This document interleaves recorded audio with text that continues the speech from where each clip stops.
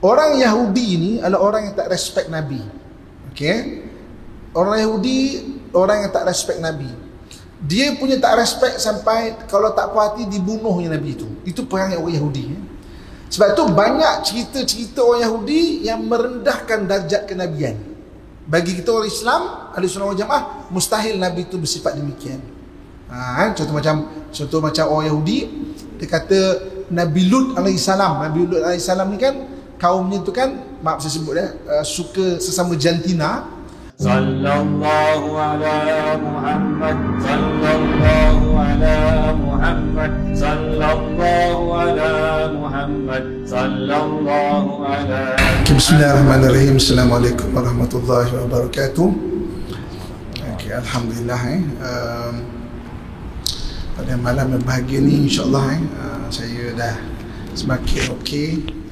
Lidah ni pun dah start tak berapa kebas dah. So, jadi kita dah boleh mulakan macam kelas-kelas yang lepas. Kita mulakan dengan Asma'un Nabi. So saya bawa Asma'un Nabi tu, boleh tolong bagi-bagikan. Tapi kita buat kecil untuk tahun ni so kalau tak nampak tu minta maaf lah ya.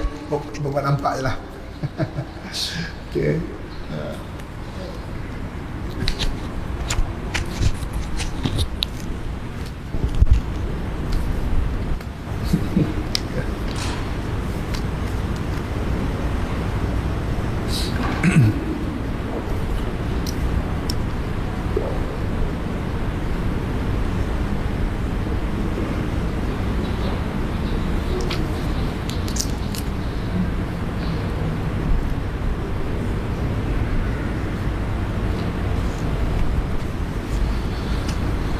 Okay, siapa dah dapat semua so, sambil tu kita mulakan lah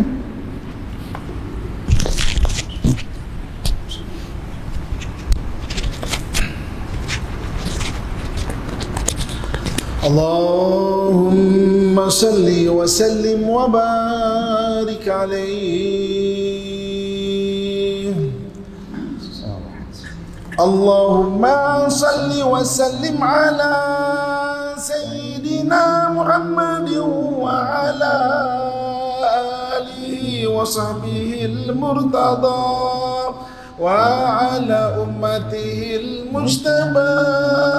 Allahumma salli wa sallim ala Sayyidina Muhammadin al-Mustafa Muhammad Ahmad Hamid Mahmud Ahyad Wahid Ma'in Ashir Aqib Taha Yasin Tahir Mutahar Tayyib Sayyid Rasul Nabi Rasul Rahmah Kusam Jami' Muqtaf Muqafi Rasul Malahim Rasul Rahah Kamil Iklil Muddasir Muzammil Abdullah Habibullah Safiyullah Najiyullah Kalimullah Khadimul Rusul Khadimul Anbiya Muhyi Munji Muzakir Nasir Mansur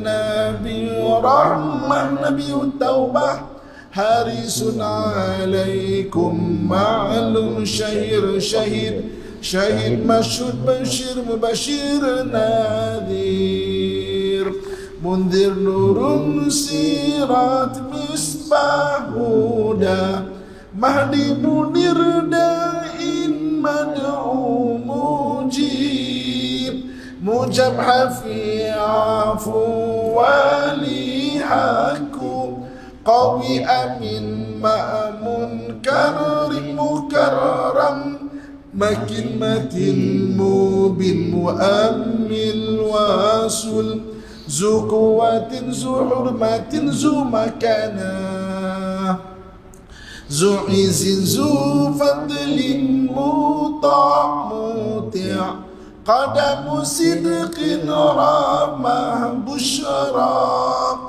Ghaus ghaisun ghiyas ni'matullah Hadiyatullah urwatu saqa siratullah siratul mustaqim, zikrullahi sayfullahi. Allahumma salli wa sallim ala sayyidina Muhammadin wa ala alihi wa sahbihi al-murtada wa ala ummatihi al-mujtaba. Allahumma salli wa sallim ala sayyidina Muhammadin Mustafa.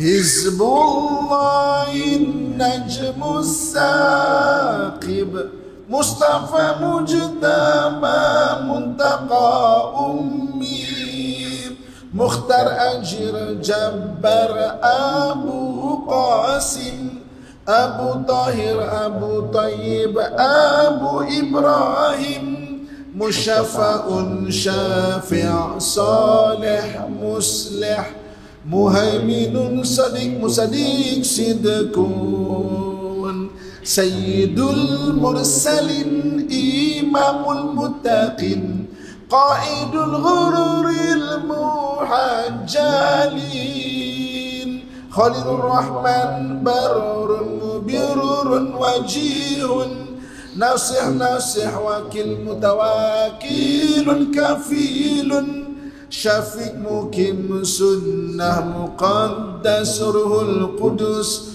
Ruhul Haqirul Qisti Kafil, Muqtaf Baligh Mubaligh Syafi' Wasil, Mausul Sabiq Sa'iq Hadin Muhdin, Muqaddam Aziz Fadil Mufadil Fatih Miftah, Miftahur Rahmah, Miftahul Jannah, Alamul Iman, Alamul Yakin, Dalilul Khairat, Musahihul Hasanat, Muqilul Asarat. Allahumma salli wa sallim ala Sayyidina Muhammadin wa ala alihi wa sahbihi al-murtada wa ala ummatihi al-mujtaba. Allahumma salli wa sallim ala Sayyidina Muhammadin Mustafa. Muqsibul Safuhul an Mukhtar Muqtafir. Mana itu? Sudah 7 eh? 7. 7. 8. Oh, 8. Okey. Safuhun ani. Safuhun aniz zallati, Sahibul syafa'ah, Sahibul maqami, Sahibul qadam, Makhsus bil izzi, Makhsus bil majdi, Makhsus bil syarafi, Sahibul wasilah, Sahibul fadilah, Sahibul sayfi, Sahibul izari, Sahibul hujah, Sahibul sultani, Sahibul rida, Sahibul darajah rafi'ah, Sahibul taji, Sahibul mighfari, Sahibul liwa, Sahibul mi'raji, Sahibul qadim, Sahibul buraqi, Sahibul khatam, Sahibul alamati, Sahibul burhan, Sahibul bayani, Fasih lisan mutar janani, Ra'uf rahim udhunu khairin, Sahih Islam Sayyidul Kaunaini, Ainun na'in ainul ghururi, Sadullahi Sadul khalqi, Khatibul umami, Alamul huda, Kashiful kurabi,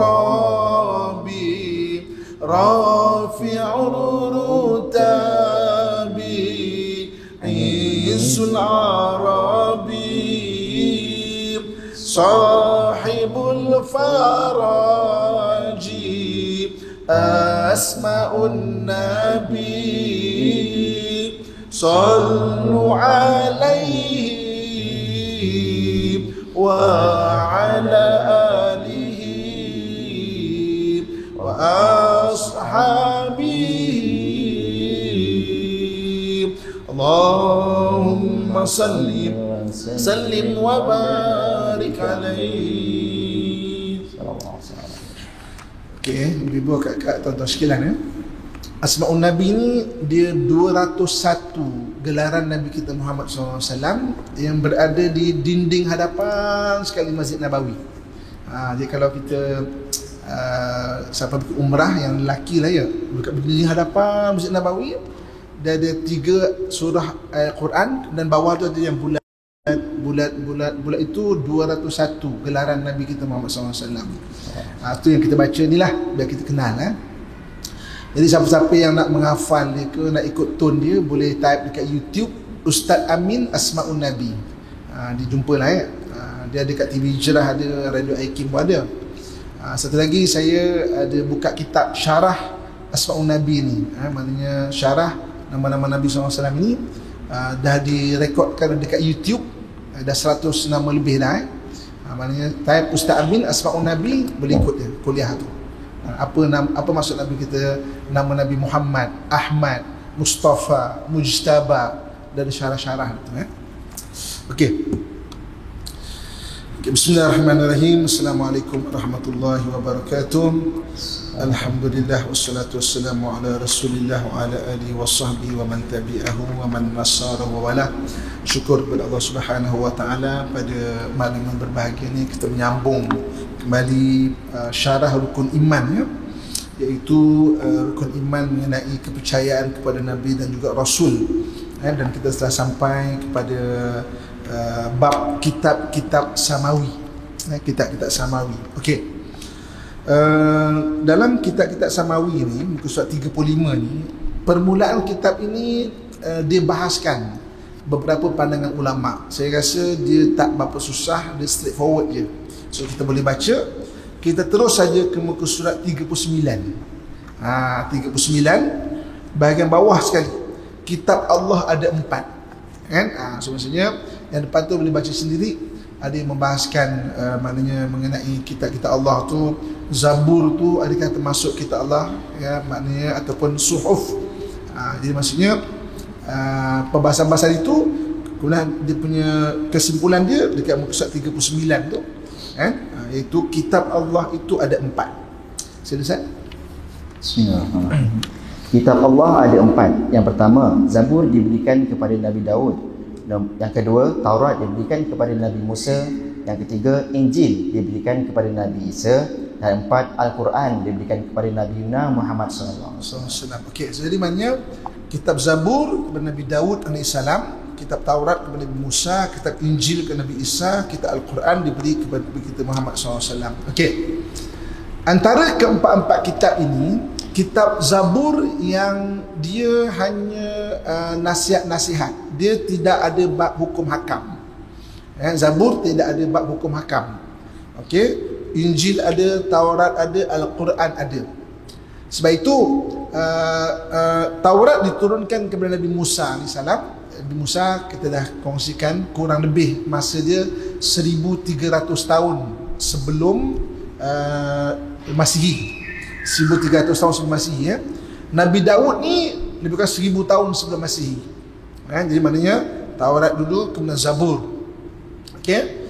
Jadi Taurat diturunkan kepada Nabi Musa, dan Nabi Musa ni adalah kepada Bani Israel. So Bani Israel sampai sekarang dia mengikut Taurat Nabi Musa AS. Sebab itu kalau kita sebut ahli kitab daripada Bani Israel, mana ahli kitab yang berpegang kepada kitab Taurat yang diturunkan kepada Nabi Musa AS. Okey. Kemudian Injil diturunkan kepada Nabi Isa AS. Sama juga Injil dia ada maknanya hukum hakam. Sebab itu Bila sebut ahli kitab daripada Nasrani, maknanya ahli kitab yang ikut kitab Injil dan diturunkan Nabi Isa AS. Jadi ahli kitab ni ada dua.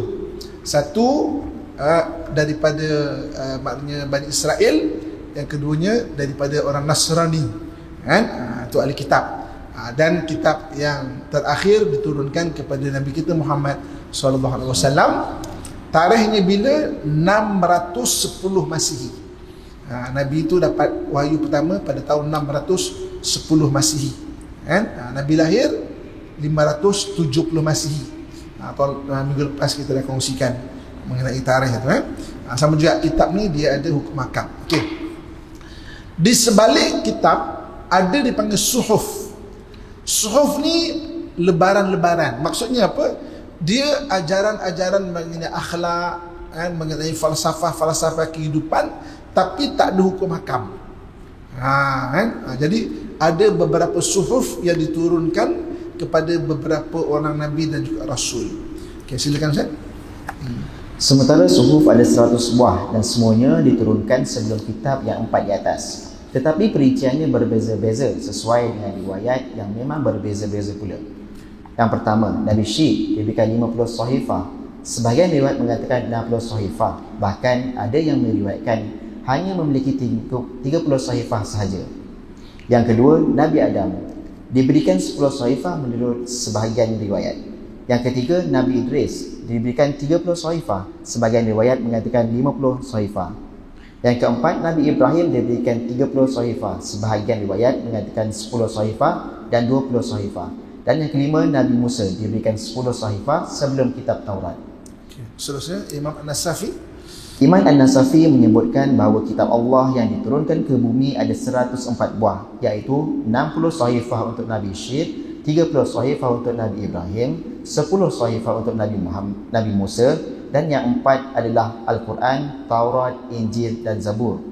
Dengan demikian, sahifah yang diberikan kepada Nabi Idris tidak disebutkan. Seterusnya. Sebagian ulama mengatakan suhuf Nabi Ibrahim hanya berisi perumpamaan, yakni kalam maksan. Sementara suhuf Musa berisi mu'izzah, hikmah dan lain-lain.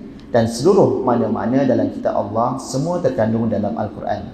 Dan seluruh makna Al-Quran terkandung dalam surah Al-Fatihah. Dan seluruh makna Al-Fatihah terkandung dalam Basmalah. Dan seluruh makna Basmalah terkandung dalam huruf ba pada lafaz Bismillah yang berfaedah ilsaq, yakni menempel ibadat kepada Allah. Okey, so jadi maknanya itu dipanggil suhuf ataupun sahifah. Sahifah ni maknanya kitab-kitab yang diturunkan tak ada hukum hakam. Okey, so jadi maknanya kitab maknanya ada 4 buah, dan sahifah dia ada maknanya ada yang diturunkan nabi-nabi demikian kita sebut tadi tu. Jadi semuanya ada 104 buah termasuk 4 kitab yang diturunkan kepada Nabi Daud, Nabi Musa, Nabi Isa dan Nabi kita Muhammad SAW. Okey. Jadi bila kita sebut ahli kitab, okey, ulama-ulama di Timur Tengah dan juga ulama-ulama daripada barat, okey, mengharuskan untuk kita makan sembelihan ahli kitab. Sebab ahli kitab ni dia tetap percaya kepada Allah Subhanahu Wa Taala. Dia cuma tak percaya kepada syariat Nabi Muhammad saja. Jadi maknanya sembelihan orang ahli kitab daripada Bani Israel dan juga Nasrani, maknanya Bani Israel ahli kitab tu maknanya harus kita orang Islam makan. Sebab tu kalau kita pergi ke mana-mana negara tak jumpa halal tak jumpa, US ke mana ke tak jumpa halal. Okey, kita boleh makan dipanggil kosher. Kosher ni istilah halal untuk ahli kitab. Jadi macam saya biasa bawa orang pergi ke Palestin, ahli kitab Bani Israel ni kalau sembelih dia akan baca Shamashib. Shamashib tu maknanya bismillah lah. Sebab dalam Quran Allah sebut bahawa hurimat alaikumul maitah waddama walahmal khinzir wama uhilla bihi li ghairillah. Diharamkan kepada kamu bangkai, kemudian darah, kemudian babi dan apa-apa yang disembelih bukan sebut nama Allah. Jadi maknanya ahli kitab dia kalau sembelih tu dia tak sebut nama Allah. Jadi maknanya sebahagian ulama daripada Timur Tengah dan juga daripada Eropah lah, Sebab ahli kitab tu tak ada kawasan kita, jadi tak adalah fatwa kat Malaysia ni. Maknanya mengenai ahli kitab, macam mana sembelihan dan sebagainya. Okey. Kemudian di antara kedua-dua ahli kitab ini, iaitu ahli kitab daripada Bani Israel ataupun ahli kitab daripada orang Nasrani, Allah Subhanahu Wa Taala sebut bahawa ahli kitab daripada Nasrani dia lebih baik lagi, lebih rapat dari kita lah. Maknanya lebih baik lagi. Itu Allah Subhanahu Wa Taala sebut dalam Quran. A'udzubillahi minasyaitanir rajim. La tajidanna ashaddan nasi adawatan lil ladzina amanu al yahud wal ladzina asyraku. Maka kamu akan dapati orang-orang yang paling memusuhi orang-orang yang beriman adalah orang-orang Yahudi dan juga orang-orang yang musyrikin, orang penyembah berhala ni. Wala tajidanna aqrabahum mawaddatan lil ladzina amanu alladzina qalu inna nasara. Dan kamu akan dapati orang-orang yang paling lembut kepada orang-orang beriman adalah ahli kitab daripada Nasara.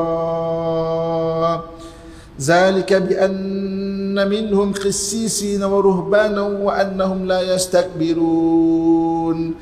Ini kerana mereka itu lembut hatinya dan bersifat dengan kehambaan, dan mereka itu tidaklah takbur. Allah Subhanahu Wa Taala sebut dalam ayat Quran. Jadi surah Al-Maidah ayat yang ke-82. Salinkan, tambahkan kat situ.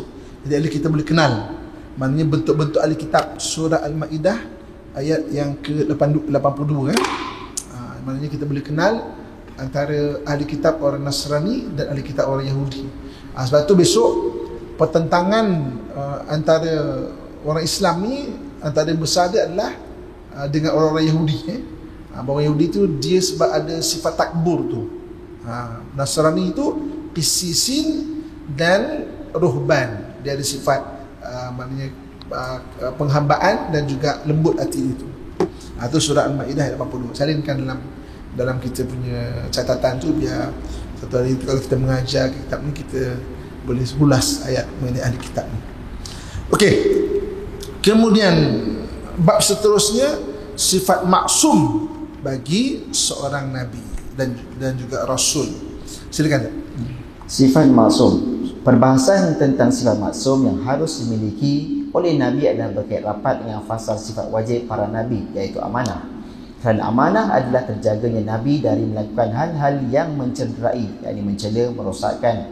Sifat amanah iaitu dosa, sama ada dosa besar atau dosa kecil. Hanya sahaja lebih spesifik dikatakan maksum adalah sebarang sifat di mana para nabi tidak pernah melakukan dosa, sama ada dosa kecil atau dosa besar, termasuk seluruh gerak mereka, diam mereka dan pekerjaan mereka tidak menjadikan runtuhnya darjat nubuwah yang dimiliki. Okey, darjat nubuwah istilah darjat kenabian. Seorang tanya besok, apa darjat nubuwah? Nubuwah tu apa? Nubuwah tu maknanya kenabian. Maknanya taklah dosa tu menggugurkan darjat nubuwah itu, sifat kenabian itu. Seterusnya, sebenarnya ulama telah sepakat bahawa Nabi maksum adalah dosa besar dan mereka belum sepakat apakah Nabi juga maksum dalam dosa-dosa kecil. Namun menurut pendapat yang sahih yang dipedomi, yakni diikuti, dapat dipegangi, Nabi juga maksum dari dosa-dosa kecil. Ulama juga masih berbeza pendapat apakah sebelum diangkat menjadi nabi, para nabi juga maksum. Menurut pendapat yang sahih juga bahawa mereka juga maksum sebelum diangkat menjadi nabi. Okey, jadi maksumnya nabi ni maknanya terhindar daripada dosa-dosa ni. Ada yang berpendapat sebelum jadi nabi yang rasul juga dia dah maksum dah. Seterusnya, perbezaan pendapat yang terakhir ini dapat dilihat dari kisah Nabi Ibrahim yang mencari Tuhan. Sebahagian ulama berpendapat jika betul bahawa Nabi Ibrahim belum mengetahui Tuhannya, yang pada hal demikian itu tidak patut bagi Nabi, maka maksudnya adalah sebelum beliau diangkat menjadi Nabi.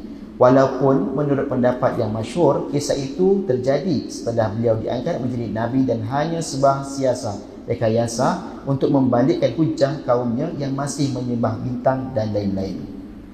seterusnya, jika disoalkan macam mana dengan kisah Nabi Adam dan lain-lain yang seakan-akan melakukan dosa, Terkait dengan Nabi Adam, maksiat yang dilakukan berbeza dengan maksiat yang kita lakukan. Kerana yang sebenar terjadi dalam pelanggaran Nabi Adam yang memakan buah khuldi ada sir, yakni rahsia antara beliau dengan Allah, meskipun kita tidak mengetahuinya. Tetapi insya-Allah masalah ini akan kita syarah lebih lanjut dalam fasal yang akan datang. Okey. So, nak senang faham saya nak simpulkan kat sini, salinkan sebagai tambahan catatan ilmu untuk kita. Dipanggil bahasa Arab dobit. Dobit tu catatan untuk kitab. Kalau belajar kitab Okey. Manusia ni dia ada 5 unsur. Allah Subhanahu Wa Taala sebut laqad khalaqnal insana fi ahsani taqwim. Kami jadikan manusia itu sebaik-baik kejadian. Sebaik-baik susunan itu manusia ni dia ada 5 unsur. Jadi hari ini saya melihat tuan-tuan, ibu-ibu, kakak-kakak, ayah saya sekalian, dan tuan-tuan melihat saya, sebenarnya tuan-tuan melihat 5 saya. Apa unsur bagi manusia? Yang pertamanya roh. Roh Kalau tak ada roh, kita tak akan ada kat sini. Okay? Yang keduanya apa? Kita ada akal. Itu unsur kedua manusia. Yang ketiganya, kita ada hati. Hati Itu unsur ketiga manusia. Unsur keempat manusia adalah nafsu dia. Nafsu. Dan unsur kelima manusia adalah jasadnya. Okey? Jadi maknanya manusia ni dia ada 5 unsur. Okey, manusia ni ada 5 unsur. Sekali lagi pertamanya roh, yang keduanya akal, yang ketiganya hati, yang keempatnya nafsu, dan yang kelimanya jasad. Okey, kelima-lima unsur ini. Okey. Jadi kelima-lima ni kita kena baik. Untuk jadi baik, kita kena berusaha kelima-lima ni jadi baik. Roh kena baik. Roh ni nak baik kena kenal Allah. Jangan syirikkan Allah. Dia kena kenal Allah. Kena kenal Allah, kena berusaha untuk mengenal Allah Subhanahu Wa Taala. Okey? Kemudian akal. Akal kena baik. Akal kena baik, cara berfikir kena baik, kena bersihkan daripada berfikir-fikir secara negatif. Sebab itu Islam ni dia ajar cara kita berfikir secara positif sebenarnya. Fikir nak buat dosa ke apa, akal kena bersih. Yang ketiga, hati kena bersih. Hati kena bersih daripada sifat-sifat yang mazmumah, sifat-sifat yang buruk lah. Yang keempat, nafsu kena bersih. Nafsu kena bersih, nafsu ni kena didik. Sebab nafsu ni la ammaratun bisu, dia suka mengajak ke arah kejahatan. Kena didik Dan yang kelima, jasad. Jasad pun kena bersihkan. Jangan buat melakukan benda-benda maksiat. Okey. Setakat ni boleh Boleh setakat ni. Mudah je kan? Mana manusia ni ada 5 unsur. Okey. Soalannya adalah, Nabi tu maksum, Nabi terpelihara daripada buat salah, adalah terpelihara daripada kelima-lima ni buat salah. Maknanya roh dia takkan buat salah daripada sudut apa? Tidak mensyirikkan Allah Subhanahu Wa Taala. Sebab tu pembahasan tadi Nabi Ibrahim kan ada ayat yang dia mencari Tuhan, ada yang kata waktu tu sebelum dapat wahyu kan. Rohnya dapat dipelihara, akalnya tak ada buat salah, mengumpat orang, mengatur orang ke, tak ada. Hatinya bersih. Nafsunya dididik bersih. Dan jasadnya juga bersih daripada melakukan kesalahan. Okey? Persoalannya adalah, adakah Nabi itu maksum, iaitu terpelihara kelima-lima ini? Allah bagi dia rezeki, memang langsung tak buat salah, ataupun dia adalah orang yang mampu kontrol lima-lima unsur dia ni? Kalau tak, kita akan cakap dia Nabi boleh lah kan? Tidak, kita bercakap kan, dia Nabi memang tak buat salah lah. Kita manusia biasa, kita tak buat salah. Soalannya, adakah Nabi tu kebetulannya dia ditakdirkan memang tak buat salah benda ni, lima-lima tak buat salah ni, ataupun dia sebenarnya adalah orang yang mampu kontrol daripada buat salah? Untuk jawab benda ni, kita buka muka surat 58. Okay, kita buka surat 58. Okey? Cuba buka muka surat 58. Okey, bawah sekali tu. Menurut Imam Al-Mawardi. Okey, jumpa tak? Jumpa Menurut Imam Al-Mawardi. Sila Ustaz, baca. 58 Ustaz. Muka surat 58. Kita lompat sekejap Jangan pening ni saya nak cerita dia punya perbahasan tu. Okey. Menurut Imam Al-Mawardi dalam Al-Nukat wal Ulum 325, ada 3 hikmah di sebalik kesalahan Nabi. Yang pertama, setiap Nabi diuji dengan kesalahan adalah supaya jika mereka mengingat kesalahan tersebut, maka mereka semakin bersemangat melakukan taat dan tidak mengandalkan, yang menggantungkan pada luasnya rahmat dan keampunan dari Allah. Okey, dalam bab seterusnya nanti kita akan belajar macam mana ada juga nabi-nabi kita nampak dia macam buat kesalahan. Okey. So jadi maknanya Imam Al-Mawardi sebut bahawa okey, nabi tu diuji dengan kesalahan. Maksudnya apa? Dia bukan maknanya secara bukan manusia lah. Bukan secara automatik macam Allah hindarkan dia buat kesalahan. Dia juga diuji dengan buat kesalahan, tapi dia boleh jaga daripada tidak membuat kesalahan itu. Kalau tidak ada orang berhujah. Oh, dia Nabi, untunglah dia, bolehlah dia buat. Kita manusia biasa. Sebenarnya kita manusia biasa yang kena berusaha juga menjadi baik. Kan? Jadi Nabi itu kelima-lima unsur dia ni, dia boleh kemampuan untuk menjaga maksum dia tu daripada melakukan dosa-dosa itu. Kan? Okey. Ada orang cakap, oi, wali-wali itu pun maksum juga, kan? Wali-wali tak nama maksum. Istilah dia adalah mahfuz. Salinkan. Orang-orang alim ni, orang apa semua, istilah dia mahfuz. Mahfuz ni terpelihara. Allah pelihara dia. Istilah dia. Tak ada manusia selain Nabi yang maksum. Jika kita cakap, itu Tok Wali tu kan, memang baik seorangnya kan. Dia tu maksum tu tak? Dalam akidah Ahlussunnah wal Jamaah, maksum hanya Nabi saja. Habis istilah dia tu jaga diri dia mahfuz. Mahfuz ni apa? Allah yang bagi rezeki kat dia untuk dia terhindar daripada maksiat. Itu mahfuz. Kan? Maksudnya Allah rezekikan dia. Dia nak buat maksiat ni, terfikir, tiba-tiba tertidur. Tertidur dia. Mahfuz. Dia terpelihara dia. Itu rezeki. Kan? Sebab tu kadang-kadang sebab tu kita jadi baik sebenarnya. Kadang-kadang bukan sebab kita hebat, tapi Allah sayang dekat kita. Allah mahfuz kita. Allah jaga kita sebenarnya. Sebab kita manusia, kita ada rasa nak buat benda-benda tak betul ke apa semua. Tapi kalau Allah sayang, Allah akan jaga kita. Itu yang kita nak. Itu yang kita nak. Okay, soalannya, macam mana cara kita nak supaya Allah jaga kita daripada maksiat? Kan? Kita manusia biasa, terutamanya akhir zaman, dah tak maksum. Naklah juga supaya Allah pelihara kita secara mahfuz. Secara mahfuz. Apa cara dia? Caranya adalah dengan berdoa. Kan? Berdoalah pada Allah Subhanahu wa taala. So orang akan tanya, Ustaz, apa doa nak baca? Apa doa nak baca? Doa yang paling saya yakin kita orang di masjid ini paling kurang dapat dah menghafal lah, ataupun pernah dengar lah. Apa dia? Doa kunut itu. Doa kunut itu, kan, kenapa diletakkan? Kan? Maknanya sebagai kita baca dalam mazhab Syafi'i, baca subuh tu supaya Allah pelihara kita tidak melakukan dosa. Kan? Cuba tengok maksud doa kunut. Dia ada dua bahagian. Satu bahagian doa, satu bahagian memuji Allah Subhanahu wa taala. Yang kita baca kuat-kuat, yang kalau imam tu baca itu bahagian doa yang sama-sama semua dengar. Dan baru yang baca pelan-pelan tu memuji Allah. Dan dua bahagian. Allahumma hdini fiman hadait. Ya Allah, hidayahkan aku bersama siapa-siapa yang kau bagi hidayah. Wa afini fiman afait. Sihatkan aku bersama siapa-siapa yang kau bagi sihat. Wa tawallani fiman tawallait. Pimpin aku bersama orang-orang yang kau bagi pimpin. Wa barik li fima a'tait. Dan berkati apa yang kau berikan pada aku ya Allah. Wa qini bi rahmatika syarra ma qadait. Pelihara aku daripada keburukan yang telah maknanya engkau takdirkan. Kan? Jadi maknanya, kita nak jugalah supaya Allah mahfuz lah. Maknanya Allah jaga kita daripada dosa. Apa doa dia? Doa kunut tu sebenarnya. Kan? Lepas tu, doa kunut tu bacalah. Fahami. Barulah kemudian, bahagian kedua tu, dia memuji Allah. Fa'innaka taqdi wa la yuqda alaik. Kau adalah yang mentakdirkan dan tak ada siapa yang mentakdirkan engkau ya Allah. Wa innahu la yadhillu mawalait. Dan tidak akan hina orang yang kau pimpin ya Allah. Wala ya'izzu man adait. Dan tidak akan mulia orang yang memusuhi. Engkau memusuhinya ya Allah. Tabarakta rabbana wa ta'alait. Maha suci dan maha tinggi engkau ya Allah. Falakal hamdu ala ma qadait. Dan pujian bagi apa yang telah engkau takdirkan ya Allah. Wa astaghfiruka wa atubu ilaik. Dan aku minta ampun dan meminta maaf, bertaubat padamu ya Allah. Tutup dengan selawat. Wassallallahu ala sayyidina Muhammadin nabiyil ummi wa ala alihi wasallam. Kan?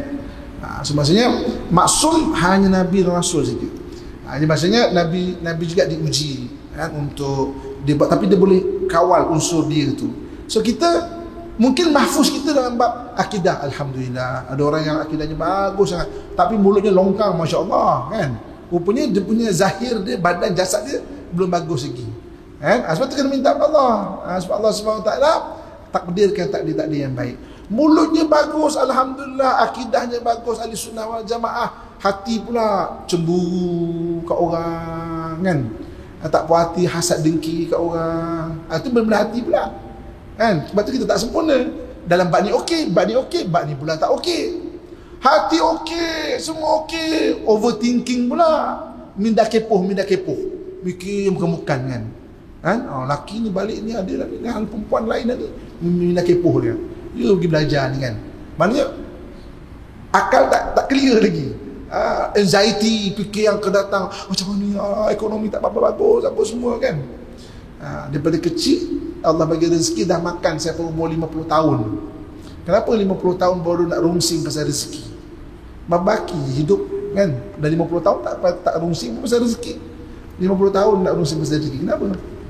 Kan? So maksudnya mahfuz ni Allah pelihara. Kalau boleh semualah 5 unsur ni, tak pun part-part yang kita tak mampu nak lawan. So kita usahakan yang part-part lain Allah bagi takdir yang baik untuk kita tu. So baca doa kunut tu. Doa kunut ada doa-doa yang lain kalau bagus, tapi kalau saya baca takut catatan kita, lepas tu terus terdiam dekat kitab kita ni. Jadi doa kunut tu bagus. Doa kunut tu tak semestinya baca doa waktu subuh semata-mata. Kita boleh baca jadikan doa harian. Sampai petang-petang baca dia doa sebenarnya tu Okey. Sambung 58. Sambung 58 atau tak? Tadi 58 tu perbahasan adakah Nabi tu maksum dia tu secara macam automatik lah Allah hindarkan dia, ataupun dia usaha juga. Itu syarah maksudnya yang maksum tu, syarah 58 kan. Okey, balik pada muka surat 45 balik. Iaitu sifat jaiz bagi Nabi. Okey. Jaiz ni maknanya harus. Jaiz ni maknanya harus. Sifat yang harus bagi Nabi. Okey. Sifat yang harus bagi Nabi. Harus ni maksudnya sifat-sifat kemanusiaan. Contoh macam Nabi makan, Nabi berjalan, kan sifat-sifat biasa bagi sebagai manusia. Sebab okey, salinkan catatan kita. Kenapa benda ni dibahaskan dalam ulama Ahlussunnah wal Jamaah? Surah Al-Furqan ayat ke-7. Salinkan catatan kita tu, surah Al-Furqan ayat ke-7. Benda ni pernah ditanya sejak zaman dulu lagi. Surah Al-Furqan ayat ke-7. Auzubillahi minasyaitanirrajim. Wa qalu ma li hadzal rasul ya'kulu at-ta'ama yamshi fil aswaq laula unzila ilaihi malakun fayakuna ma'ahu nadhira. Orang kafir dipertikai, maka mereka berkata, apa punya Nabi ni makan-makan, berjalan kat pasar, kan bagus turun sekali dengan dia malaikat. Maknanya dia Nabi tapi dia ada malaikat, yang malaikat tu yang terangkan, oh jangan macam ni, jangan macam ni, jangan macam ni. Maknanya orang kafir pernah pertikai, Nabi, kenapa Nabi jalan kat pasar pula? Sebenarnya benda ni bukan zaman dulu je. Dan saya waktu kecil-kecil dulu, satu hari saya berjalan dengan ustaz saya dekat satu pasar raya. Dia ni imam masjid dan ustaz saya dekat satu pasar raya. Ada orang menyapa. Apa dia menyapa? Dia tahun 80-an imam pun jalan dekat shopping complex ke? Dia pelik.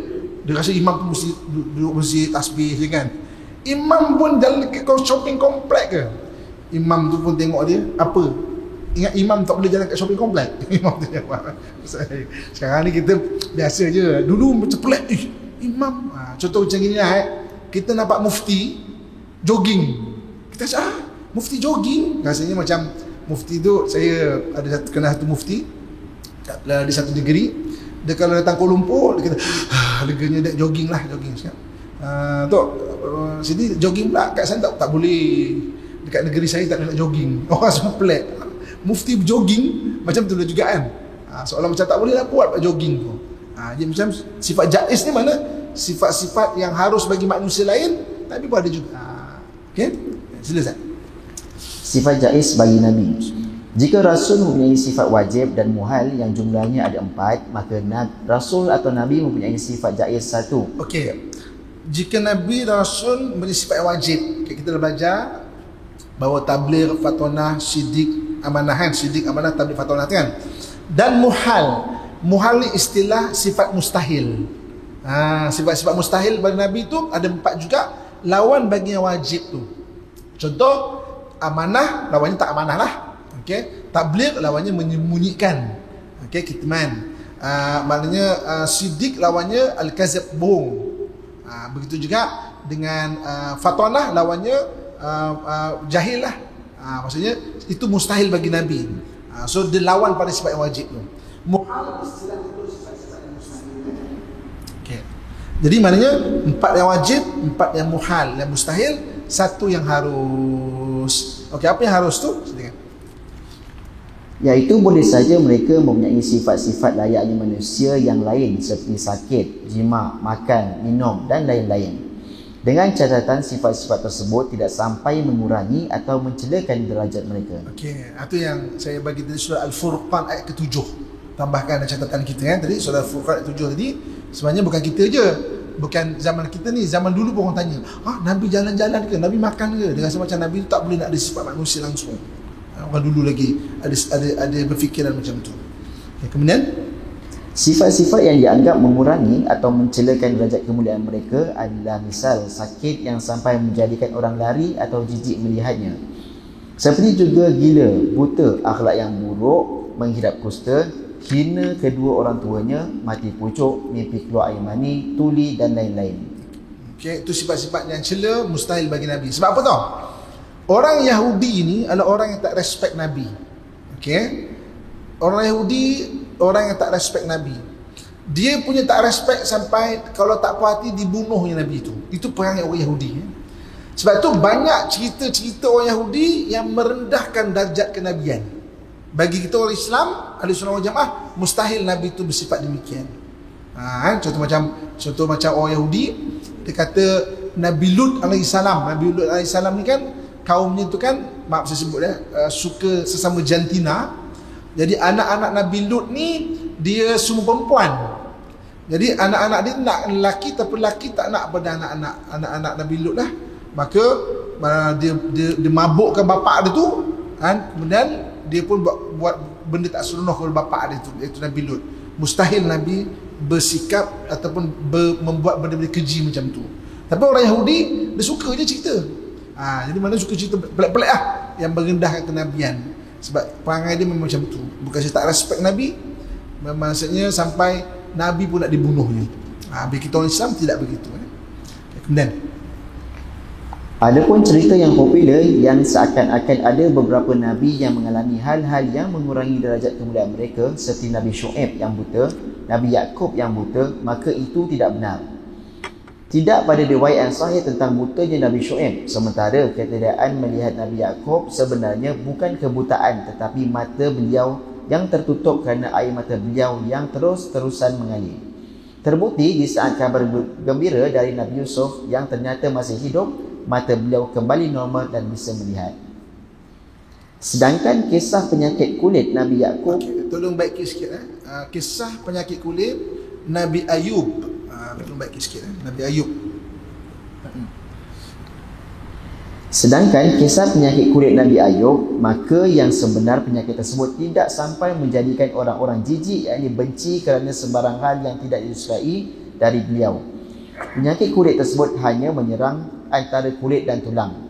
Cerita tambahan yang popular yang seakan-akan ramai orang masa dan keluarga beliau merasa jijik adalah kisah yang tidak sebenar. Ramai orang merasa baik sikit merasa dan keluarga beliau merasa jijik. Okay. Adapun sahwu, yakni lupa yang mudah ingat, boleh sahaja terjadi pada diri Nabi jika berkaitan dengan pekerjaan. Contohnya seperti Nabi Muhammad yang pernah lupa saat solat, iaitu beliau salam selepas 2 rakaat pada solat zuhur. Istilah sahwu. Saya rasa istilah ni biasa kita dengar dengan sujud sahwi. Sahwi itu terlupa sahwun atau sahwi itu istilah yang terlupa sekejap. Lepas tu kita ingat balik sahwi atau sahu. Jadi sifat sahu ni itu sifat kemanusiaan. Maksudnya taklah merendahkan darjat kenabian. Silakan. Sedangkan apabila berkaitan dengan khabar, misalnya khabar tentang azab kubur, nikmat kubur dan lain-lain, maka sahwu tidak boleh terjadi. Sahwu ini terjadi bukan kerana hati Rasulullah lalai dari selain Allah. Adapun nisyan, yakni lupa yang tiada ingat sama sekali dalam hal-hal yang wajib disampaikan, yakni tabligh, sama ada dalam pekerjaan atau ucapan, maka tidak boleh terjadi nisyan sebelum disampaikan. Beza jika setelah disampaikan yang boleh saja terjadi. Akan tetapi nisyan yang terjadi pada Nabi bukan kerana gangguan syaitan. Okey, nisyan ni istilah lupa juga. Lupa juga Okey.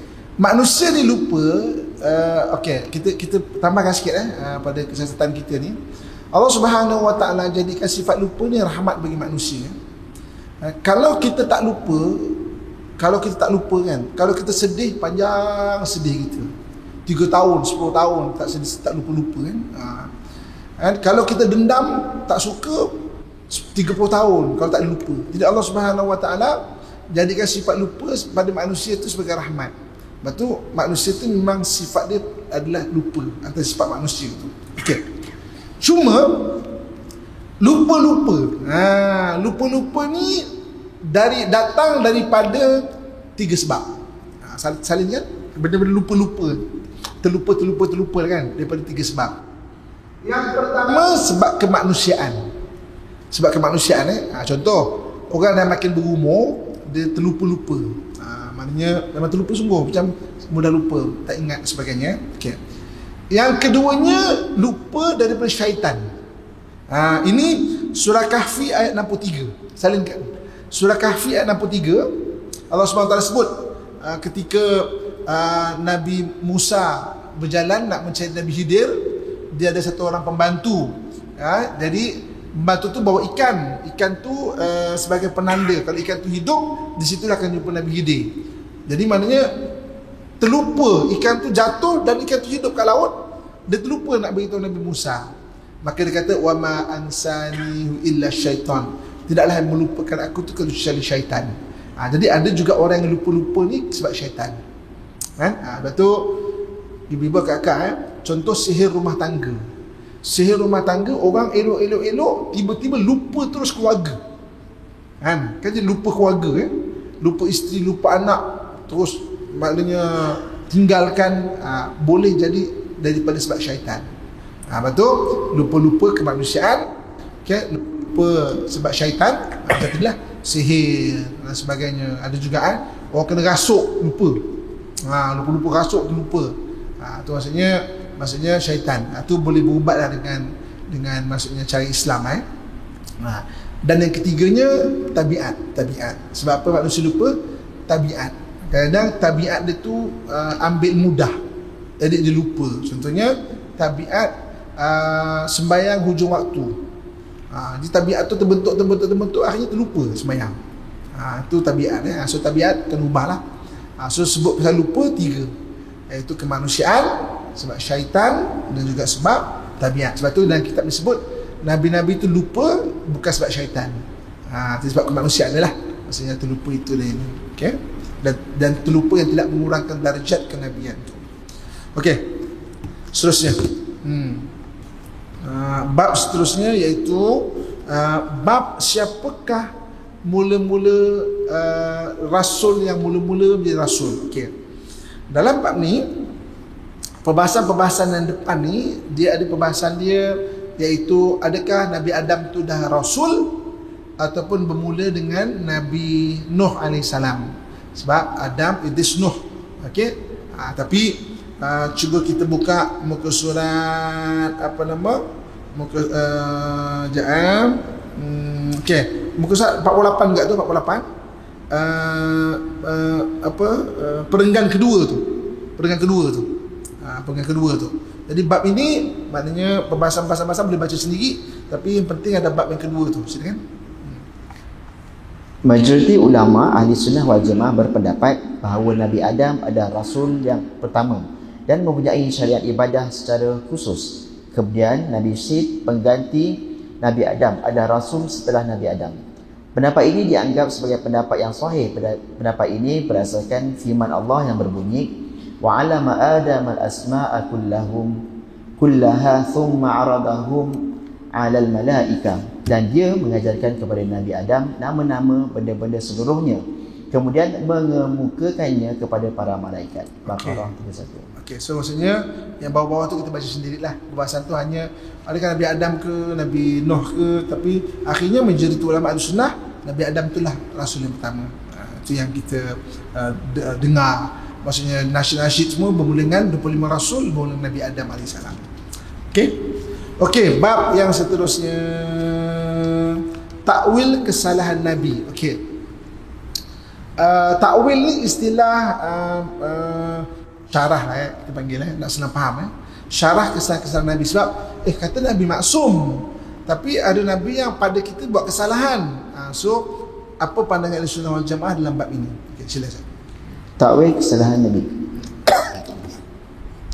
Kita telah maklum bahawa Nabi adalah maksum, terjaga dari melakukan dosa sama ada besar ataupun dosa kecil, menurut pendapat yang sahih. Akan tetapi kita menjadi sedikit iskal dengan hikayah-hikayah yang dalam Al-Quran maupun hadis yang seolah-olah ada Nabi yang juga melakukan dosa. Okey, sekejap. Akan tetapi kita menjadi sedikit iskal. Iskal tu muskil. Tapi kita tak faham istilah tu. Iskal tu istilah untuk muskil. Tapi kita sedikit muskil, maknanya sedikit tak berapa faham kerana ada hikayat-hikayat dalam Quran yang seolah Nabi itu melakukan dosa. Okay, sama Ustaz?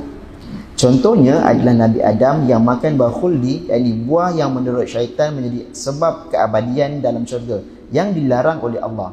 Nabi Daud yang melamar dan menikahi wanita yang sudah diperisteri orang lain dan semisalnya. Oleh kerana itu, ramai yang jahil berkata, jika Nabi saja bisa salah, apalagi kita? Ini adalah ucapan yang batil. Berikut adalah takwil atau jawapan terhadap keiskilan tersebut. Okey, keiskilan tu kemuskilan tersebutlah. Jadi mana kita ini bahaskan sebab Nabi tu maksum, tapi ada riwayat dia buat salah, macam mana? Ini takwil dia. Ini syarah dia lah. Nak sebut kenapa dia buat begitu. Okey, silakan Nabi Adam. Nabi Adam. Sebagaimana yang telah masyhur, Nabi Adam bersama isterinya Hawa ketika di syurga dilarang oleh Allah supaya tidak memakan buah khuldi di sana. Akan tetapi kerana pujuk rayu syaitan yang menurutnya larangan Allah tersebut agar supaya Nabi Adam dan isterinya tidak abadi di syurga, maka keduanya akhirnya memakan buah khuldi tersebut. Selepas itu keduanya diusir oleh Allah dari syurga dan diturunkan ke bumi. Nabi Adam diturunkan di Gunung Nud, daerah Sarandib, Hindia, sementara Hawa diturunkan di Jeddah. Okey, so maksudnya Nabi Adam diturunkan di kalau ikut sekarang ni di Sri Lanka, Sri Lanka tu dia ada satu gunung, ada Adam Peak dia panggil. Jejak Rasul pernah buat maksudnya dokumentari ke sana. Kan? Hawa diturunkan di Jeddah. Jeddah itu sendiri bahasa Arab maksudnya nenek. Makam Nabi Adam, makam Sayyidah Hawa ada di Jeddah. Jeddah tu sendiri nenek masuk Jeddah tu. Jadun datuk, Jeddah nenek. So kalau kita dengar perkataan haram Jeddah itu bukan maki kalau kita di Mekah so itu adalah peribik sapu daripada tanah haram pergi ke Jeddah. Haram Jeddah. Dia pergi di tanah haram pergi ke Jeddah. Kita Pak Arab ni memaki pula dengan ada bukan maki tu peribik sapu. Okey. Sila. Apakah jawatan ulama terhadap kisah ini? Nabi Adam adalah manusia pertama yang membuka pintu pertaubatan ketika melakukan kesalahan. Maksiat yang dilakukan olehnya hanya dari sisi bentuknya sahaja, dengan tujuan supaya keturunan Adam kelak mengetahui macam mana cara orang setelah melakukan kesalahan. Jadi ini adalah kesalahan yang bukan seperti kesalahan pada umumnya. Jika kemudian disoalkan mengapa justru Nabi Adam yang dibuat percontohan melakukan dosa, jawabnya adalah supaya terlihat sebagaimana inayah dan anugerah Allah kepadanya, dan yang demikian justru memperlihatkan rahmat Allah kepadanya dan juga keutamaan Nabi Adam. Seterusnya, Termasuk salah satu dari hikmahnya lagi adalah supaya hati ulama dan awliya merasa senang ketika mereka jatuh dalam sebuah kesalahan atau dosa yang kemudian turun darajatnya, dan menyangka bahawa yang demikian adalah celaka di hadapan Tuhan, di hadapan Allah. Supaya mereka mengingati kisah Nabi Adam bahawa turunnya darajat bukan berarti sebuah syakawah, yakni celaka di hadapan Allah. Sebagian ulama berpendapat kesalahan Nabi Adam adalah bukan kesalahan secara hakiki lantaran sebenarnya Nabi Adam itu diperintahkan. Bagaimana boleh begitu? Okey, ni dia panggil takwil dia bagi syarah dia. Syarah Nabi Adam pakai khuldi tu kata maksum Nabi-Nabi. Kenapa? Ni dia takwil dia. Okey, sila. Yang pertama, Nabi Adam sudah tahu bahawa tempatnya dosa dan pahala adalah di dunia dan bukan di syurga. Syurga dan neraka adalah disiapkan bagi mereka yang beramal baik dan buruk di dunia. Yang kedua, Nabi Adam tahu bahawa keturunannya yang bernama Nabi Muhammad akan diutus ke dunia dan merupakan Nabi yang terakhir. Yang ketiga, Nabi Adam tahu bahawa keturunannya akan menjadi khalifah di dunia sebagaimana dalam firman-Nya. Dengan demikian, lahiriah Nabi Adam dilarang tetapi hakikatnya adalah diperintahkan. Lalu mengapa Nabi Adam dan Hawa begitu mudah percaya terhadap pujuk rayu syaitan? Ini menunjukkan bahawa bersihnya hati keduanya sehingga tidak ada buruk sangka dari keduanya kepada sesiapa pun. Okey. So maksudnya itu takwil dia. So Nabi Adam AS kenapa sampai percaya mudah pujuk rayu syaitan? So sebab maknanya bersihnya hatinya itu sampai percaya. Okey. Jadi syariat Nabi kita Muhammad SAW ada diajar dipanggil pasangan ilmu.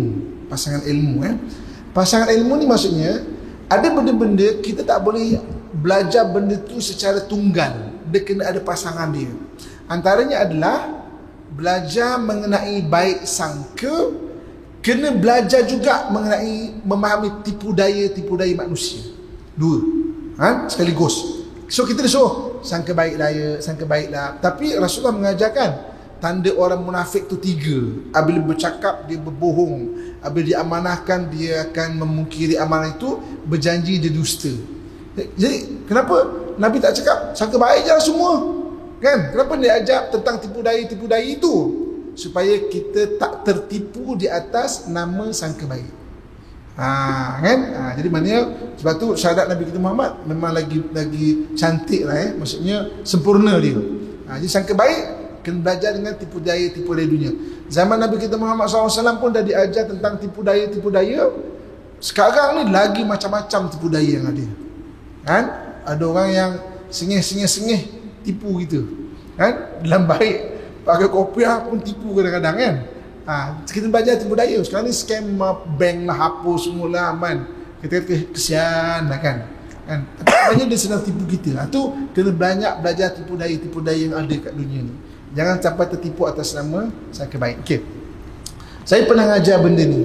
Cuba type dekat YouTube Ustaz Amin pasangan ilmu, ataupun kat Google Ustaz Amin pasangan ilmu. So boleh belajar, tambahkan pengetahuan kita kat situ. Ada benda-benda tak boleh diajar secara tunggal. Takut kita tak faham ataupun terfitnah agama tu. Kan? Macam tadi lah. Aku sangka baik tapi kena tipu malah macam mana ni? Kan? Sebab dia ada pasangan ilmu. Dia tak boleh belajar, ada benda tak boleh belajar secara tunggal. Contoh macam isteri solehah, dia perlu diajar dengan terus suami soleh. Tak boleh diajar secara pecah-pecah, tak boleh. Itu pasangan dia. Kalau tak ada, asyik bini jahat. Kan asal bini je neraka kan. Dia kena dibahaskan sekali suami soleh. Lepas tu Nabi SAW sebut apa mengenai ramai orang perempuan tu dinaka kerana kesalahan dia pada suami. Okey, sebut pasal neraka kan. Orang masuk neraka ni banyak sebab mencuri ke, menipu ke, masuk neraka pecah amanah ke apa semua masuk neraka kan. Tapi bagi orang perempuan, portion paling banyak bukan sebab mencuri. Portion paling banyak bukan sebab dia maksudnya tipu orang. Portion paling banyak bukan sebab dia buat benda-benda tak sunnah, bukan. Portion paling banyak dia adalah kerana kegagalan taat pada suami. Itu maksud dia. Dalam waktu yang sama, Nabi terus paling pada orang lelaki, didik isteri kamu dan nasihatkan dia. Kerana orang perempuan dicipta daripada tulang rusuk yang bengkok. Engkau kasar, dia patah. kau biarkan dia akan mengikut terus tau. Dia bukan asik-asik. Kalau tak terfitnah. Asal perempuan je jahat, asal perempuan je jahat. Apalah kan. Asal pergi kuliah orang perempuan lagi hentam. Dia ada, jadi takut terfitnah agama tu sebab kita belajar asing-asing. Kan? So nanti tambahkan. Saya rasa ada kat YouTube Ustaz Amin pasangan ilmu ataupun kat Google pasangan ilmu. Saya pernah tulis benda tu. Kan? Antara ada 15 pasangan ilmu. Antara yang penting lah untuk kita faham. Okey, takwil kesalahan Nabi Daud AS. Sila. Nabi Daud. Kisah kesalahan Nabi Daud sebagaimana dalam kitab tafsir adalah bermula dari Nabi Daud berkeinginan menikahi isteri Uria bin Han Patih, yakni menteri Nabi Daud. Jika nanti sudah halal, yakni berpisah dengan suaminya. Dan kebetulan Uria semasa itu berangkat perang dan mati dalam peperangan itu. Setelah Nabi Daud mendengar cerita kematian Patih, yakni menterinya tersebut, beliau tidak berduka sebagaimana seorang raja yang ditinggal wafat oleh Patih menterinya. Selepas itu Nabi Daud menikahi isteri Uria. Dan dari pernikahan ini lahirlah Nabi Sulaiman. Kerana tindakan Nabi Daud tersebut, Allah memarahi beliau dengan cara Allah mengirimkan 2 malaikat yang berubah fizikal menjadi manusia dan bertengkar mengenai salah satu dari mereka yang telah memiliki kambing 99 ekor dan masih ingin merebut 1 ekor kambing milik temannya. Kedua orang tersebut meminta putusan pengadilan kepada Nabi Daud dan beliau memutuskan salah orang yang memiliki 99 kambing. Nabi Daud pun tersedar bahawa 2 orang tersebut adalah bentuk peringatan Allah kepada beliau. Setelah menyedari kesalahan tersebut, Nabi Daud bertaubat dan menangis sehingga tidak berani mengangkat wajahnya ke langit kerana malu kepada Allah Subhanahu Wa Taala. Jika mengikuti kisah ini, maka kesalahan Nabi Daud adalah kemungkinan ada 2. Pertama, kerana ingin menikahi isteri Uria yang walaupun tidak berdosa akan tetapi yang demikian tidak patut bagi darjat mulia Nabi Daud. Kedua, kerana pandangan beliau kepada isteri Uria. Pandangan pertama tidak sengaja tetapi beliau mengulangi lagi. Okey, so ini atas adalah sinopsis cerita dia. Apa takwil dia? Okey, bawah ni, silakan. Sebahagian mufassir mufassir istilah ahli tafsir. Mufassir ahli tafsir. Ahli hadis muhaddis. Ahli hadis muhaddis. Mufassir ahli tafsir. Okey. Kemudian seterusnya. Sebagian mufassir mengisahkan bahawa sebenarnya Uria belum menikahi wanita tersebut tetapi baru melamarnya. Akan tetapi tanpa sepengetahuan Uria, Nabi Daud melamarnya dan menikahinya. Memang yang demikian ini boleh dalam syariat Nabi Daud, tetapi yang perilaku tersebut tidak patut dengan darjat kemuliaan Nabi Daud. Dengan kerana itu Allah mencelanya. Dan sah-sah saja seorang Sayyid memarahi hambanya atas apa yang dilakukan. Dengan yang demikian termasuk kaedah Hasanul Abrar Sayyidul Muqarrabin. Sebagaimana baik dilakukan oleh orang yang abrar itu kadang buruk bagi orang yang sudah dekat. Okey, istilahnya Hasanatul Abrar Sayyiatul Muqarrabin. Okey, Hasanatul Abrar Sayyiatul Muqarrabin. Okey, maksud dia okey, kebaikan orang, okey, maksudnya okey, nak senang faham, salinkan untuk syarah. Kebaikan orang soleh itu masih dianggap salah orang yang muqarrabin. Orang yang muslih ataupun muqarrabin. Kebaikan orang soleh itu masih dianggap salah bagi orang muslih atau orang muqarrabin. Okey. Jadi istilah untuk hasanatul abrar sayyiatul muqarrabin adalah, okey, contoh gini. Orang biasa dia sembahyang wajib, jaga sembahyang wajib tu dah bagus dah. Bagi orang rapat dengan Allah Subhanahu Wa Taala tak cukup lagi. Kena sembahyang wajib dan campur sembahyang sunat. Sebabnya sembahyang wajib saja pun bagi orang yang memang nak merapatkan diri kepada Allah pun macam salah ni, aku sembahyang wajib je, aku kena sembahyang sunat lah. Kan, maksudnya okey, kebaikan orang biasa tu bagi orang yang tingkat lebih atas lagi macam kau tak boleh buat sara ni, kau kena buat lebih lagi.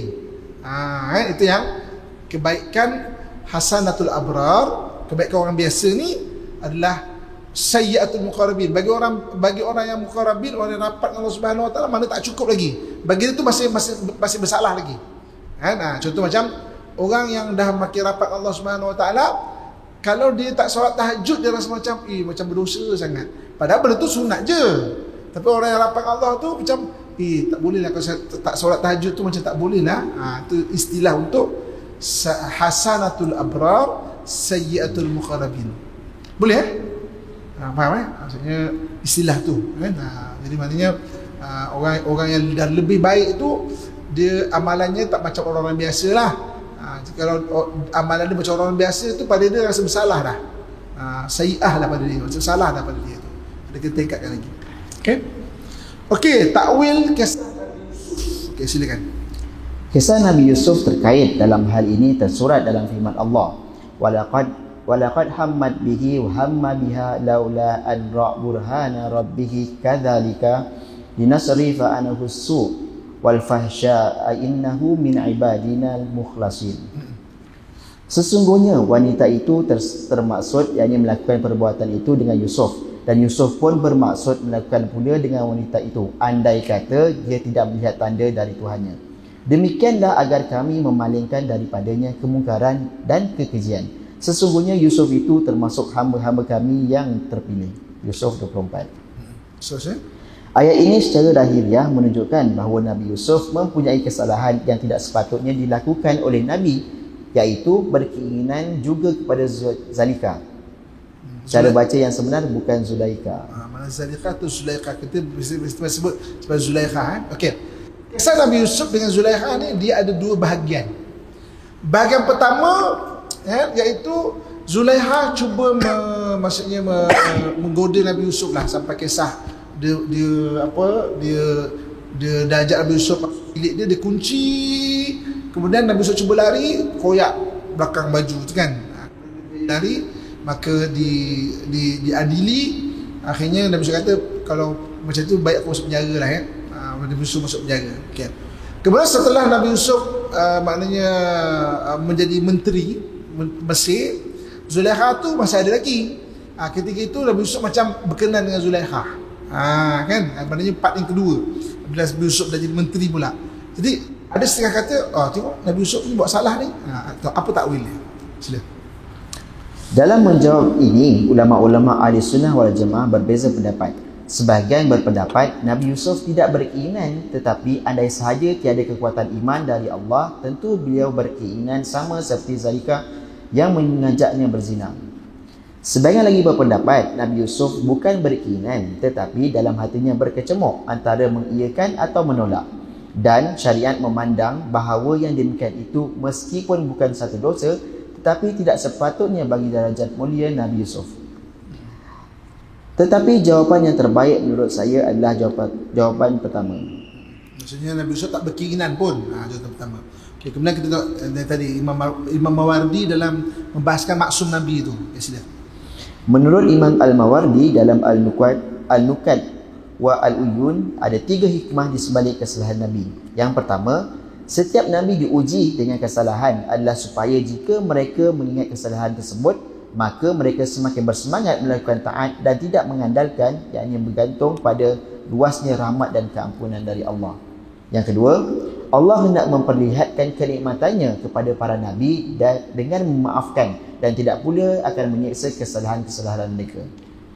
Yang ketiga, supaya mereka menjadi panutan kepada para pendosa dan tidak berhenti berharap rahmat Allah serta tidak berputus asa dalam keampunannya ketika bertaubat. Okey, maksudnya maknanya kalau keimam Mawardi, Nabi itu sebenarnya diuji, tapi dia dapat mengawal diri dia pada 5 unsur yang kita bincang dalam bab maksum tadi so jadi maknanya patut hikmah ketiga tu supaya orang menjadi panutan ataupun panduan para pendosa yang tidak berhenti berharap rahmat Allah. Patut nak supaya Allah jaga kita daripada dosa ni, memang kena doa, banyak doa. Sekarang ni buat dosa tak orang kadang-kadang duduk dan diam pun boleh melakukan dosa. Ni antara telefon ni. Sebab tu saya kalau orang tanya, Ustaz nak jadi baik macam mana antara nasihat saya adalah ambil telefon, pergi delete nombor grup-grup yang melalaikan. Kadang-kadang kita ada grup skor rendah. Mentaliti kita macam semua kawan-kawan dekat situ macam masih skor rendah lagi. gurau-gurau, gelak-gelak. Padahal yang ni dah jadi imam, yang ni ejek ke masjid, ini pergi haji 3 kali dah, ini jadi mutawif dah. Tapi sebab guru-guru kita je, kita rasa macam itu. Itu kadang-kadang yang ni hantar mesej benda-benda ni, hantar video benda ni, hantar gambar benda ni, dia ingat kita semua macam skor rendah lagi. So guru-guru yang tak membantu delete, nak jadi baik supaya kadang-kadang orang boleh berdosa dengan seseorang dia tengok benda aurat dan sebagainya kan. Tu. Jadi untuk pelihara memang kena banyak berdoa. Supaya doa yang paling bagus apa? Tak payah doa yang maknanya panjang-panjang yang mungkin membebankan kita. Doa kunut tu baca. Hari-hari subuh tu baca dan jadikan amalan. Petang baca, malam baca supaya Allah pelihara daripada dosa. Kan? Okey, kita bahas takwil Nabi Ibrahim last Nabi Ibrahim. Ada dua hal yang mungkin dianggap sebagai kesalahan Nabi Ibrahim, iaitu ketika beliau mencari Tuhan yang seakan-akan beliau tidak mengerti tauhid, dan juga yang kedua adalah ketika beliau berbohong kepada Raja Namrus yang mengaku sakit.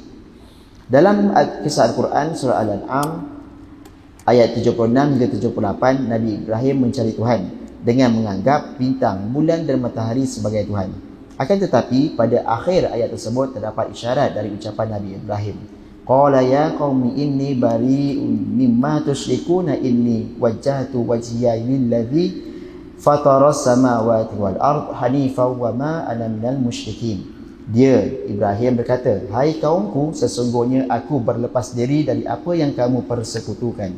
Sesungguhnya aku menghadapkan diriku kepada Rabb yang menciptakan langit dan bumi dengan cenderung kepada agama yang benar, dan aku bukanlah termasuk orang-orang yang mempersekutukan Tuhan. Al-Quran Al-An'am 78-79.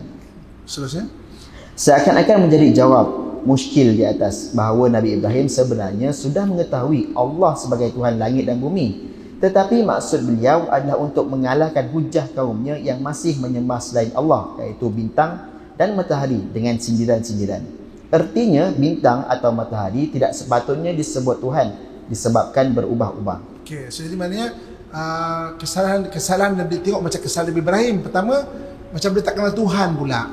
Tapi sebenarnya ayat tu ada ayat untuk dia sindir kaum dia.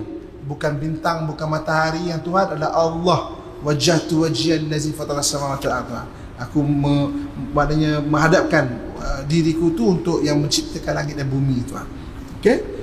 Yang keduanya, apakah yang dianggap kesalahan dan apa takwil dia? Okay, sila.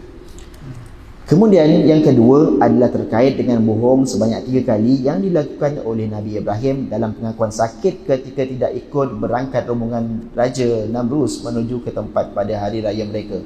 Bohong kerana menisbatkan pekerjaan menghancurkan berhala-berhala kepada berhala yang paling besar, dan bohong terkait dengan pengakuan beliau bahawa Sarah, isteri beliau, adalah saudara perempuannya.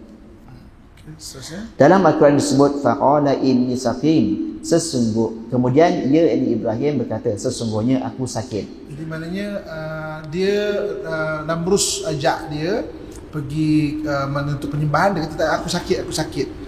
So apa takwil dia sakit itu sila. Ada beberapa takwil yang disampaikan oleh para ulama terkait hari ini. Ada di antara mereka yang mengatakan bahawa pengakuan sakit Nabi Ibrahim adalah bentuk tauriah. Tauriah itu perumpamaan. Macam satu perumpamaan. Perumpamaan berupa sakit hatinya kepada kaumnya menyembah berhala. Ada yang mengatakan beliau bertauriah bahawa bila-bila beliau juga akan sakit yang menjadikan wafat. Ada yang mengatakan lagi bahawa beliau berkata demikian hanya untuk memperlihatkan lahiriah saja, bahawa beliau seakan-akan mengamalkan ilmu nujum yang juga dipelajari oleh kaumnya. Kemudian terkait yang kedua, Allah berfirman, qala bal fa'alu kabiruhum hadza fas'aluhum in kanu yantiqun. Ibrahim menjawab, sebenarnya patung yang besar itulah yang melakukannya, maka tanyalah kepada berhala itu jika mereka dapat berbicara.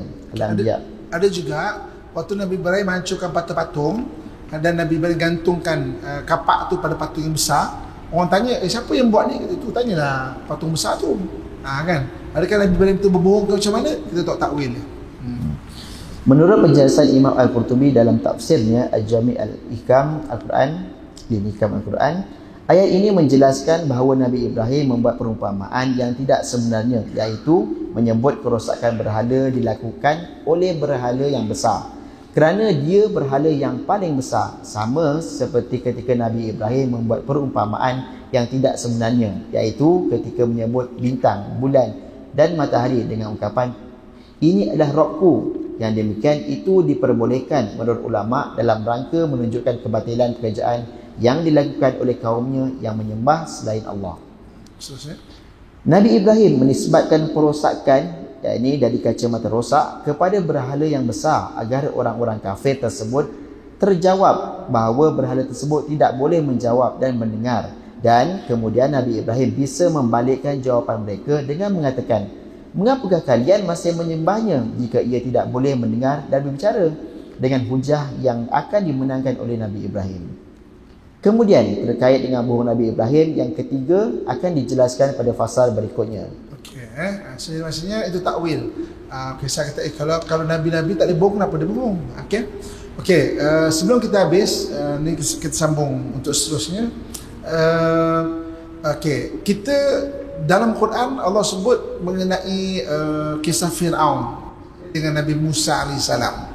Seorang bahaskan dan detail orang bahaskan siapa tu Firaun. Sebab Firaun ni istilah untuk raja-raja.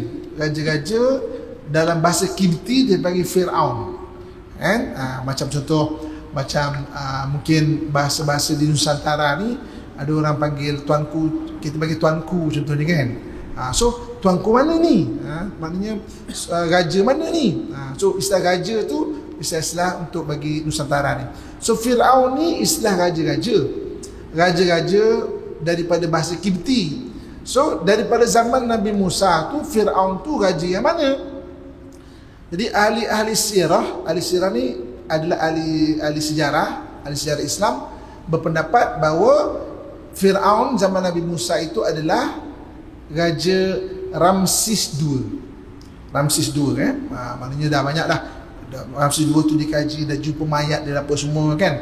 Betul yang paru-paru dah ada garam, bahagian dalam tu ada garam dan sebagainya. Ramses II. Okey. Soalannya seterusnya adalah siapa Namrud? Okey. Sebab dia raja yang besar digambarkan dalam Al-Quran, dalam Taurat, dalam Injil, dan Taurat dan Injil juga ada kisah Namrud kan. Kalau raja ni besar mesti ada dia punya sejarah dia. So siapa Raja Namrud? Okey, maka ulama sirah berpendapat, antara pendapat mereka, tengok tarikh Nabi Ibrahim. Nabi Ibrahim ni sekitar 2000 ke 1800 tahun sebelum Masihi ke 2000 tahun sebelum Masihi, dan dia dilahirkan di Ur.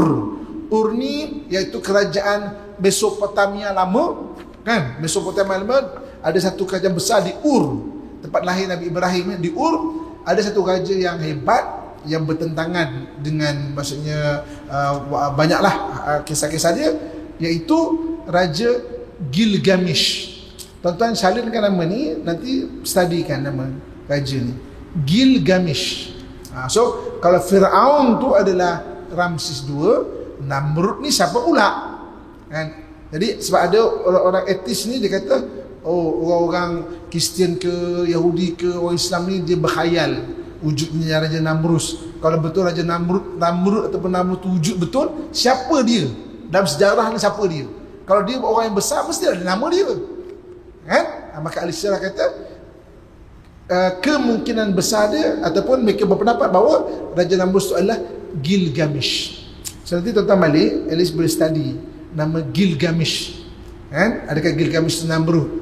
Sebab kalau nak tengok daripada raja terakhir kerajaan Ur, raja terakhir kerajaan Ur Mesopotamia lama adalah nama dia Gilgamesh. Selari dengan tarikh Nabi Ibrahim AS itu. Wallahu a'lam bishawab.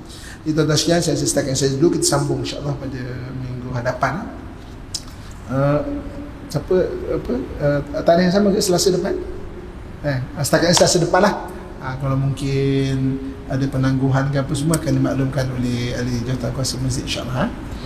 Aku lu qalima sami'tu mastaghfirullah li wa lakum ولسائر المسلمين فيا فوز المستغفرين ويا نجاة التائبين. السلام عليكم ورحمة الله وبركاته. أعوذ بالله من الشيطان الرجيم. بسم الله الرحمن الرحيم. الحمد لله رب العالمين والصلاة والسلام على أشرف الأنبياء والمرسلين وعلى آله وصحبه أجمعين. Ya Allah, ya Tuhan kami, kurniakan kekuatan keimanan kepada kami ya Allah, seperti mana yang telah Kau berikan kepada Nabi-Mu Ibrahim ya Allah. Berikan kepada kami kesembuhan di dalam segala penyakit kami ya Allah, seperti mana yang telah Kau berikan kepada Nabi-Mu Ayub ya Allah. Kurniakan kepada kami jalan keluar bagi permasalahan kami ya Allah, seperti mana yang telah Kau berikan kepada Nabi-Mu, seperti mana yang telah Kau berikan kepada Nabi-Mu Yunus ya Allah. Kurniakan kepada kami kemurahan rezeki yang halal ya Allah, seperti mana yang telah Kau berikan kepada Nabi-Mu Sulaiman ya Allah. Berikan kepada kami jalan keluar bagi segala permasalahan kami ya Allah, seperti mana yang telah Kau berikan kepada Nabi-Mu Musa ya Allah. Kurniakan kepada kami ketabahan dalam hidup kami ya Allah, seperti mana yang telah Kau berikan kepada Nabi-Mu Isa ya Allah. Kurniakan kepada kami akhlak dan adab yang sopan yang tinggi ya Allah, yang akhirnya kami mulia hidup di dunia dan di akhirat ya Allah, seperti mana yang telah Kau berikan kepada junjungan kami Muhammad ya Allah. Allahumma rabbana atina fid dunya hasanah wa fil akhirati hasanatan wa qina adzabannar. Wa sallallahu ala sayyidina wa maulana Muhammadin wa ala alihi wa sahbihi ajma'in. Walhamdulillahi rabbil alamin. Taqabbalallahu minkum minna wa minkum taqabbal ya karim. Kita akhiri dengan selawat Nabi SAW. Sallallahu ala Muhammad, sallallahu alaihi wasallam, sallallahu ala Muhammad, sallallahu alaihi wasallam.